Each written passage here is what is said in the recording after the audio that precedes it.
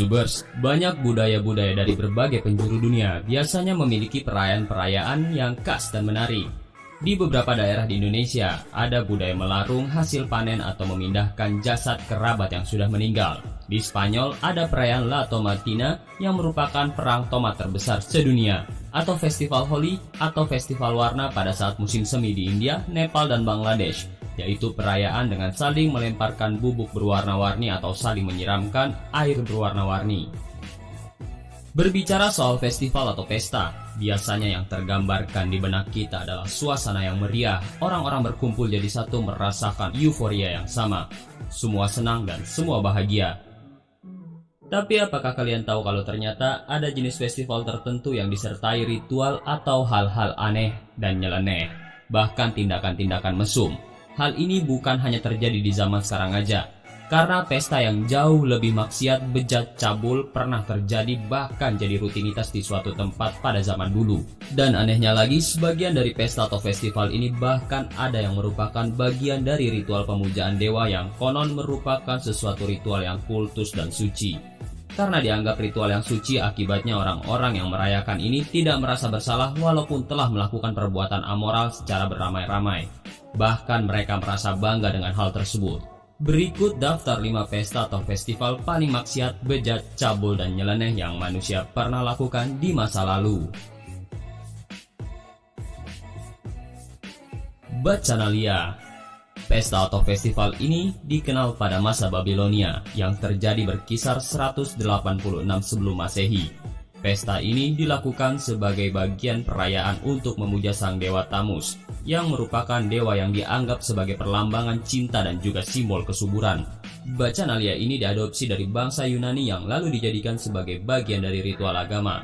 Pada pelaksanaan ritualnya, Bacchanalia menjadi pesta ajang mesum yang dilakukan secara beramai-ramai. Dalam upacara pemujaan dewa kesuburan ini, para pesertanya akan berhubungan intim secara massal. Perayaan ini lebih tepat kalau disebut pesta seks. Di acara ini tidak ada aturan khususnya untuk siapapun yang ingin ikut. Semua orang di acara ini bebas memilih pasangan yang ingin diajak berhubungan intim, ataupun ingin berganti pasangan ketika mereka merasa bosan dengan pasangannya. Di pesta ini pula, para remaja putri diharapkan bisa melepaskan keperawanan mereka dengan sukarela dan tanpa penyesalan sedikit pun. Hal ini terjadi karena mereka pada zaman itu menganggap hal ini adalah perbuatan yang benar dan bahkan bisa mendatangkan keberkahan. Selain pesta mesum massal yang jadi menu utama dalam acara Bacchanalia, biasanya orang-orang akan menari dan menyanyi sambil menenggak wine atau minuman keras sebagai pelengkapnya. Semuanya bersenang-senang dalam candu minuman keras dan nafsu dunia. Awalnya, pesta ini diselenggarakan secara rahasia atau diam-diam dan hanya boleh dihadiri oleh wanita saja. Dan diselenggarakan di siang hari selama 3 hari sekitar tanggal 16 Maret atau 17 Maret di sebuah hutan kecil dekat Aventine Hill. Dan baru tidak lama kemudian, para pria pun bisa mengikuti festival dan perayaan yang dilakukan 5 kali dalam sebulan ini. Di dalam festival ini, orang-orang dari berbagai kelas sosial, usia, dan jenis kelamin diperbolehkan hadir dan menikmati pesta ini.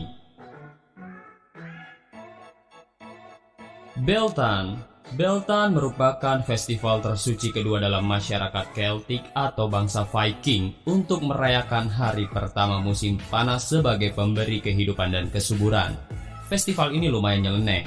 Dalam festival Beltane, biasanya sejumlah api unggun besar dinyalakan dan ternak-ternak digiring di antara api-api itu sebagai cara untuk mencari berkah dan juga pensucian hewan-hewan ternak.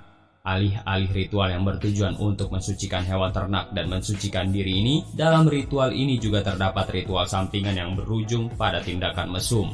Biasanya setelah selesai memutari api unggun, para anggota suku Viking akan melanjutkan Beltane dengan ritual berhubungan intim secara massal yang boleh dilakukan oleh siapapun dan dengan siapapun. Meskipun masih belum jelas dengan pastinya bagaimana ritual pesta mesum ini digelar, tapi ada satu aturan yang wajib dipatuhi, yaitu mereka wajib bercinta di depan api unggun yang telah menyala. Sedangkan untuk pemilihan pasangan tidak ada aturan tertentu. Boleh pilih sendiri atau secara acak ataupun cap cipcuk kuda lari kuncup. Itu terserah pilihan masing-masing. Tidak masalah jika pria dan wanita tidak saling mengenal pun. Pada malam Beltane, semua pria adalah dewa dan semua wanita adalah dewi. Kadang-kadang Ratu Mei dan Raja Mei pun dipilih untuk peran erotis dalam upacara suci. atau untuk meniru pernikahan dewa dan dewi dalam iringan non-seksual di hadapan seluruh warga desa. Di masa sekarang ini sebagian versi Beltane masih dirayakan di seluruh dunia, tapi ya hal-hal yang berbau seksual sudah dihapus. Party ala bangsa Mesir kuno. Mesir dikenal juga sebagai bangsa atau peradaban yang memiliki sejarah cukup tua dan kental dengan kemewahannya. Dan tentunya kita juga tidak bisa melupakan peradaban Mesir kuno saat kita membahas pesta-pesta mesum dan amoral. Selain terkenal juga dengan pesta ataupun festival-festival mereka yang terkenal gila, pada masa itu bangsa Mesir kuno juga terkenal dengan kebiasaan mereka untuk melakukan perkawinan sedarah atau incest, yang dimana sudah hal biasa seorang ayah menikahi putrinya sendiri ataupun sebaliknya, di mana ada anak yang menikahi ibunya sendiri. Tapi di antara semua kegilaan-kegilaan tersebut, mungkin yang paling mesum dan amoral adalah adanya sebuah festival khusus yang dimana orang-orang yang menghadiri pesta itu bebas untuk minum minuman keras dan juga berhubungan intim dengan siapapun yang dia mau. Festival ini sendiri pun biasanya akan diadakan sewaktu bangsa Mesir kuno ingin melakukan penghormatan pada dewa tertinggi mereka yaitu Ra dan Sekhmet. Di dalam acara yang konon sangat sakral ini, semua orang bebas bercinta dan minum minuman kesukaan mereka sepanjang malam sampai dengan terbitnya matahari atau sampai ketemu pagi.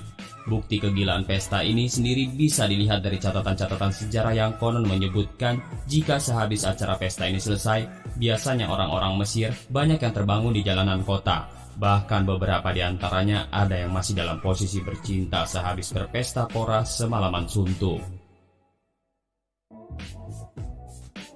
Pesta nyeleneh di Perancis. Dengan berakhirnya masa cengkraman teror atau Reign of Terror, kota Paris dilanda pesta gila-gilaan. Warga Paris yang selamat yang melalui masa tekanan dan banjir darah bermaksud merayakan ibaratnya selamatan bagi mereka yang masih bertahan hidup. Salah satu perayaan yang paling gegap gempita adalah Bal des Victimes, yang diduga digelar oleh kaum aristokrat yang selamat. Hanya mereka yang telah nyaris ditebas gilotin dan keluarga dekatnya lah yang boleh datang ke acara ini. Di acara ini, alkohol tersedia tanpa batas, sebagai cara melupakan kenangan yang menyakitkan dan mengerikan.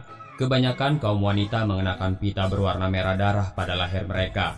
Dan mereka yang nyaris terpancung gilotin memangkas rambut mereka sampai pendek, seperti layaknya narapidana.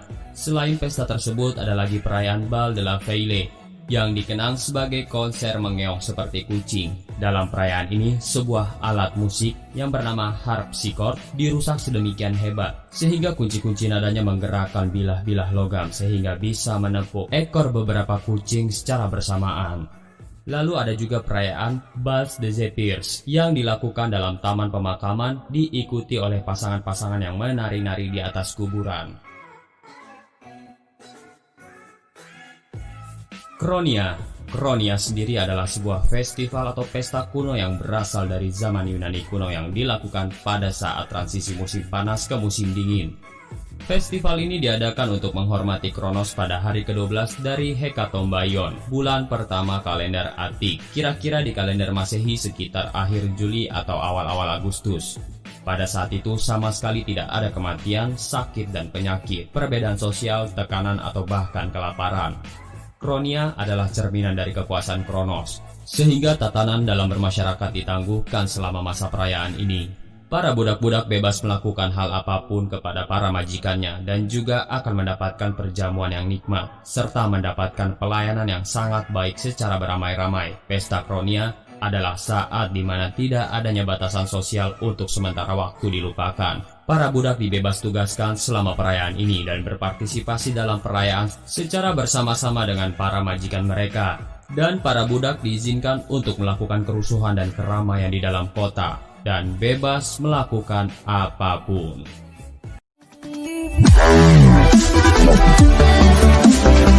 Wow.